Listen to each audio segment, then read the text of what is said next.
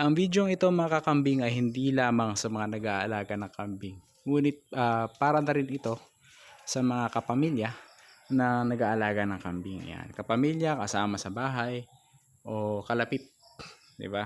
Kumbaga, yung malalapit na tao sa inyo. Yan. Bakit ko binibideo ito? Ito syempre galing sa karanasan na maaaring makatulong sa inyo bilang magkakambing at maiwasan din ang mga error na nagagawa sa inyong farm. Ayan, okay? So, i-take nyo constructively ang video na ito. Okay, ganito kasi yan. Ako ay umalis ng 2 araw. Ngayon, ang kambing ko, sinisigurado ko na may pagkain at kinukulong ko sila dito. Yan. Sa kadahilanan na, syempre, para hindi sila makalabas at hindi sila makagawa ng butas na maaari sila makapunta sa kapitbahay at makapaminsala ng mga tanim o kaya makagala o kaya makapunta sa karsada at mag-cause na aksidente. Ngayon, kinukulong ko sila dito. Yan, sila ay nilalagyan ko ng pagkain doon. May nakasabit dyan. At meron din dito. Ayan, mga naubos na nila sa loob ng 2 days na wala ako. Bali hindi naman siya 2 days eh. Kahapon lang ng hapon ako umalis. Tapos bumalik ako ngayon din ng hapon. So parang 1 araw pa lang siya. Wala pa halos 1 araw. Ayan. Okay. Kapag ako po yung nagpaplano ng ganyan, meron lagi ang pagkain. Make sure na busog sila. At sila ay may shelter. Na kung sakaling umulan na malakas, hindi sila maapektuhan. Ngayon, pagbalik ko kanina, syempre, may naglinis. Ayan, pinalinis itong ating goat farm. So okay naman. Maganda rin kasi nawala yung ibang kalat na santol dito. Yan, tinambak nila dito. At kahit papano nawalisan yon yung part na paanakan natin ng kambing. Ngayon punta tayo doon. Ito nangyari. So syempre yung ibang mga gamit nilabas at yung lalagyan nila ng gamot. Okay, yan. Yan, medyo nahaluan ng mga itatapon na dapat. Okay, so yung dapat malinis na lalagyan ng mga gamot nila at yung yan, may mga kunyari ito norobit natin, mais yan. Kaso nakita ko tinambak din pati ito mga may kalawang nating tools.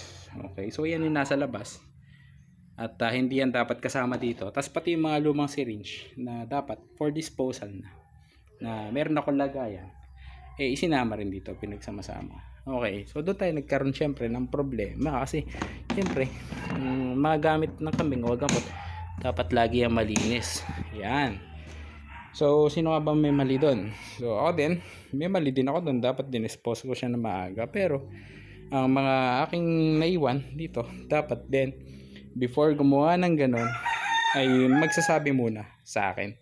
So tatawag muna at hihingi ng instruction kung anong gagawin. So hindi basta dadali ka ng ganun na akala mo nakakatulong.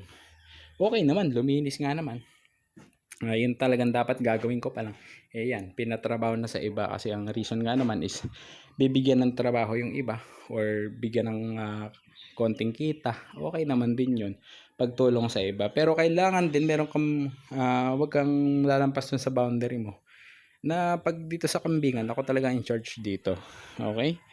So, yung health ng kambing, safety, nakasalalay yan sa pagtutulungan ng mga tao dito sa inyong lugar. Ngayon, kung bigla-bigla na lang may papasok sa iyong kambingan at ipapalinis, okay? So ganyan, yung nasacrifice yung mga gamot natin, so kailangan natin linisin yon maigi kasi syempre mga syringe na ginamit may lalagyan naman yun, kaso akala nga okay pa, ibinalik dun sa ating mga gamot ng kambing. Okay, nalagyan din ng mga talagang for disposal na dapat. Yan. So okay naman to. Yan, no? Nakatambak naman. Yung mga santol na nandyan, nalinis. Ito lang tinira. Yan. Nandyan. Nakakainin pa rin naman ng mga kambing. Yan. Ang punto ko lang sa video ito mga kambing ay kung kayo ay may kapamilya na siya naman yung nagkakambing, siya yung may alaga. Or sabihin natin may manok o manok na alaga, mga manok nila. O iba pang hayop. Lagi mo, bago mo siya papakailaman, magsasabi ka muna dun sa may kanya o dun sa may-ari, 'di ba? So para syempre magkaroon man ng problem, at least siya yung nagbigay sa iyo ng instruction. Yan.